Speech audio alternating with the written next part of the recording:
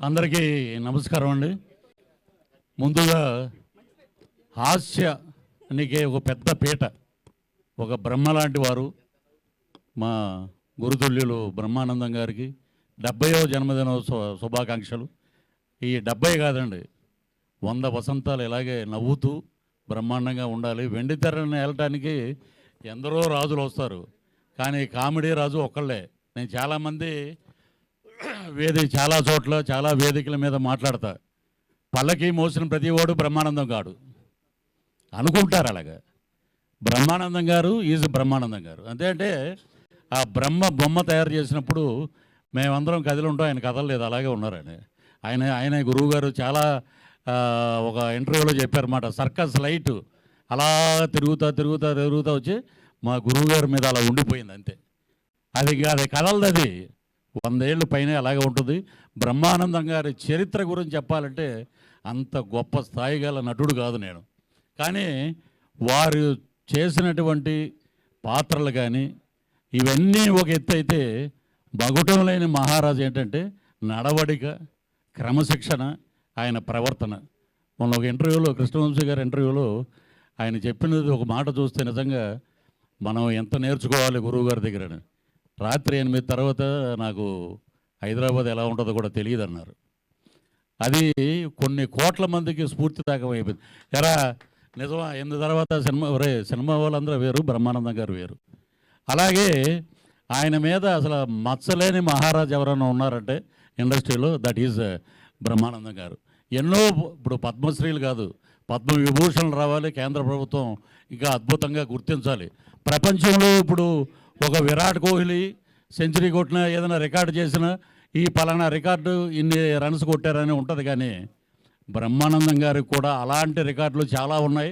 ఎప్పుడూ ఒకటే, హాస్యానికి మగుటం లేని మహారాజు. ఈ రోజున వారిని స్ఫూర్తి తీసుకుని చాలామంది నటులు కామెడీగా చాలామంది వారితో పాటు ట్రావెల్ చేసిన అదృష్టం మాకు దొరికినందుకు నిజంగా చాలా గొప్ప వరం. ఇక్కడే మా శ్రీనివాసరాజు గారు ఉన్నారు, ఈఓ గారు. ఇక్కడ మా డిప్యూటీ స్పీకర్ రఘురామకృష్ణరాజు గారు ఉన్నారు. తిరుమల వెంకటేశ్వర స్వామిని ఆద్యంతం భక్తి శ్రద్ధలతో మనఃపూర్వకంగా నేను బ్రహ్మానందాన్ని నేను అనే మాట లేకుండా అందరూ బాగుండాలి, అందులో నేను ఉండాలని పూజ చేసి మాట్లాడే ఆ భగవంతుడితోటి సన్నిధానంలో కూర్చుని ఆ ధ్యానం చేసే ఫోటో ఈరోజు వచ్చింది. అది గూగుల్లో ఆయన కూర్చుని మెడిటేషన్ చేస్తుంటే నిజంగా ఏంటంటే ప్రపంచంతో సంబంధం లేదు, మా ఇంట్లో ఏ దేవుళ్ళు ఉండరు, ఓన్లీ వెంకటేశ్వర స్వామి ఫోటో, నిలువెత్తు ఫోటో ఉంటుంది. అదే ఆయన మంచితనానికి మారు పేరుకి నిదర్శనం. ఇంకా చాలామంది స్టాండప్ కామెడీ అంటారు. 41 సంవత్సరం అయింది ఇప్పటికీ. దూరదర్శన్లో బస్సు టికెట్లదండి ఆయన చేసిన ఇది. మాకు అక్కడ తాడేపల్లిగూడెంలో విజయ టాకీస్ అనేవి ఉంది, అక్కడ రాజుగారు అని ఉంటారు స్టిల్ ఫోటోగ్రాఫరు. ఆయన ఇద్దరే వ్యక్తుల గురించి చెప్పారన్నమాట. ఇప్పటికీ నాకు గురువుగారిని చూడంగానే గుర్తొచ్చింది. ఒకటి, పున్నమనగర్ రిలీజ్ అయినప్పుడు చిరంజీవి గారు పెద్ద స్టార్ అయిపోతాడు అంటే పక్కన వాళ్ళందరూ ఊరుకోరా నువ్వు అని అన్నారు. ఆయన మెగాస్టార్ అయిపోయాడు, ఊహించిన ఎత్తులో ఉన్నారు. అలాగే ఆ స్టాండప్ కామెడీ చూసి దూరదర్శన్లో వచ్చేటప్పుడు ఈయన చింపేస్తాడరా మొత్తం అన్నారు. మా జిల్లాలో 9 సంవత్సరాలు లెక్చరర్గా పనిచేశారు గురుగారు, కరెక్ట్. కాబట్టి మా పశ్చిమ గోదావరి జిల్లాలో ఉన్నారు కాబట్టి జిల్లాకి పెద్ద పేరు వచ్చింది. మా ఇంటికి 4వ ఇల్లు రేలంగి వెంకటరామయ్య గారు. అలాగే ఒక బ్రహ్మానందం గారు. అత్తిలి వెళ్తే బ్రహ్మానందం గారి పేరు అసలు మారు మోగిపోద్ది. అత్తిలని కాదు, ప్రపంచం మొత్తం ఎక్కడికి వెళ్ళినా, ఏ స్ట్రెస్ వచ్చినా, ఎటువంటి సమస్యలు వచ్చినా, ఏమైనా రాజకీయ నాయకులు కానీ, ముఖ్యమంత్రులు కానీ, దేశ ప్రధానులు కానీ, పివి నరసింహ గారు కూడా బ్రహ్మానందం గారు కామెడీ చూసి రిలాక్స్ అయ్యేవారంట. ఇంతకన్నా గొప్ప వరం ఇంకేం కావాలండి?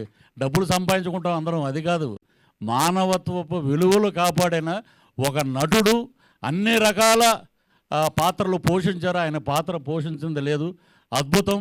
ఒక డిక్షనరీ, ఒక పెదబాల శిక్ష బ్రహ్మానందం గారు. దాంట్లో ఒక పేజీ తిరగేసాం అంతే. ఎన్నో పేజీలు ఉన్నాయి, ఒక పేజీ తిరగంగానే మనం ఏదో పెద్ద అయిపోయామని ఉంటుంది. చాలా తప్పు. డౌన్ టు ఎర్త్ ఉండాలి.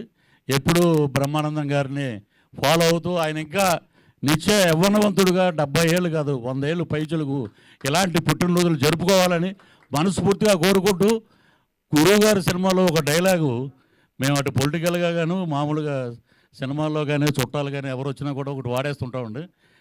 ప్రతిసారి దీని ఎంట్రీ ఏమిట్రా అనేది అది చుట్టాలు వచ్చారనుకోండి ఇంటికి గబగబా ఏమంటే పలానా తాడేపూర్ నుంచి మన వాళ్ళు వచ్చారంటే ప్రతిసారి ఈడ ఎంట్రీ ఏమిట్రా అలాగ ప్రతి వాళ్ళు అలాగ దాన్ని అన్వయించుకుంటున్నారు.